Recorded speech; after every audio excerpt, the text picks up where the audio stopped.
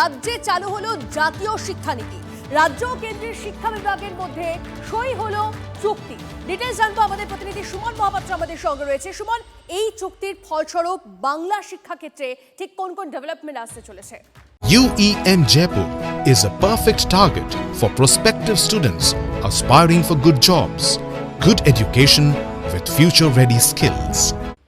দেখো, 19টা রাজ্যের যে স্কুল শিক্ষা ব্যবস্থা থেকে একেবারে উচ্চ শিক্ষা ব্যবস্থা, তাতে একটা আমূল পরিবর্তন হতে চলেছে। তার কারণ এই জাতীয় শিক্ষানীতি 2020 দীর্ঘদিন ধরে আটকে ছিল এবং রাজ্যে এটা লাগু হতে পারেনি, বরং তার পরিবর্তে পূর্বতন সরকার বিকল্প রাজ্য শিক্ষানীতি লাগু করেছিল।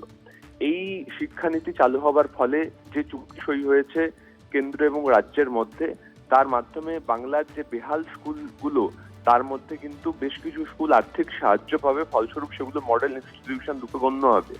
পাশাপাশি PM3 বিদ্যালয় এটা তৈরি হচ্ছে, যেভাবে তোমাকে আমি বললাম ফান্ডিং আসবে, এবং জাতীয় শিক্ষানীতির অর্থ হচ্ছে কেন্দ্রের যে শিক্ষা ব্যবস্থা, সেই শিক্ষা ব্যবস্থা ইনকর্পোরেট হবে রাজ্যের ক্ষেত্রে। ফলে কোনো বিরোধ থাকবে না, সেক্ষেত্রে দুই সরকারের মধ্যে সৌহার্দ্যপূর্ণ একটা বিনিময়ের মাধ্যমে কাজ হবে। বেশ, ধন্যবাদ সুমন। একদিকে যেমন পিএমসি স্কুল চালু হচ্ছে এখানে, যার ফলে প্রচুর স্কুলগুলো, রাজ্য সরকারি স্কুল, তারা বিশেষ আর্থিক সহযোগিতা পাবে যাতে স্কুলগুলোকে আরও ভালো করা যায়। দ্বিতীয়ত হচ্ছে স্কুল লেভেল থেকেই জাতীয় শিক্ষানীতি 2020 লাগু হওয়ার ফলে আমাদের বিদ্যার্থীরা হাতে কলমে কাজ শিখবে, স্কিল বেসড এডুকেশন হবে, যা আগামী দিনের যে পরিবর্তনশীল বিশ্বে আমাদের ছাত্রছাত্রীদেরকে আরও অনেক বেশি আত্মনির্ভর, অনেক বেশি শক্তিশালী করবে বলে আমার মনে হয়। এবং এর ফলে আমাদের যে যুব সমাজকে আমরা তৈরি করছি, হিউম্যান রিসোর্স যাদেরকে আমরা তৈরি করছি স্কুলগুলোতে, তারা আগামী দিনে আরও বেশি জব মার্কেটের জন্য উপযুক্ত হয়ে তৈরি হবে। বদলের সরকারে বদলাচ্ছে স্কুলের সিলেবাস। ক্লাস 8-এর বই থেকে বাদ পড়বে সিঙ্গুর অধ্যায়। সিলেবাসে থাকবে না সিঙ্গুর আন্দোলনের কথা। সাফ কথা বরানগরের বিজেপি বিধায়ক সজল ঘোষের।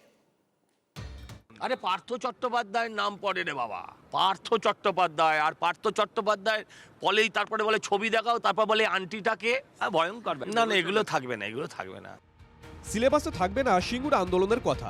সাফ কথা সজল ঘোষের। বিজেপি বিধায়কের বক্তব্যকে সমর্থন জানাচ্ছেন অধিকাংশ শিক্ষাবিদ। তথ্যহীনভাবে বলছি, ইতিহাস যারা লেখেন তারা জানেন যে 50 বছর অতিক্রম হওয়ার পরে সেটা ইতিহাসে পরিণত হয়। এই ইতিহাসটা কিন্তু রাজনীতিকরণ করা হয়েছে। যে আমি কত বড় নেত্রী ছিলাম তার প্রতিফলন তিনি ছাত্রদের রোজ পড়াতে শুরু করলেন। সিঙ্গুর থেকে কারখানা না করেই চলে গিয়েছিল টাটারা। অনেকেই বলেন ওই ঘটনার জন্য রাজ্যের শিল্পায়ন কয়েক দশক পিছিয়ে গেছে।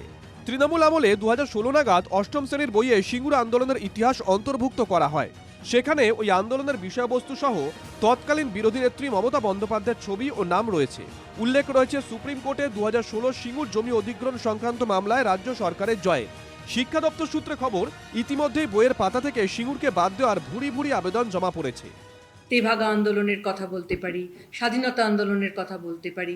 এই সমস্ত আন্দোলনগুলো ইতিহাস বইতে বা এমনি অন্য কোনো পাঠ্যপুস্তকে জায়গা পাওয়ার একটা কারণ থাকতে পারে, কিন্তু সিঙ্গুর তো বাস্তবে এগিয়ে যাওয়াকে প্রতিরোধ করে পিছনের দিকে নিয়ে যাওয়া। সুতরাং সেটা কেন ঢুকবে সিলেবাসে, সেটা আমাদের কাছে কোনোদিনই পরিষ্কার ছিল না। শুধু তাই নয়, মোগল আমলে ইতিহাস বিকৃত বলে দাবি করেছেন বিজেপি বিধায়ক সজল ঘোষ। যে আকবর ছিলেন বিরাট ধার্মিক মানুষ, তিনি কোনো ধর্মের ভেদ বিভেদ মানতেন না, এগুলো সব ওর লোকেদের দিয়ে লেখা হয়।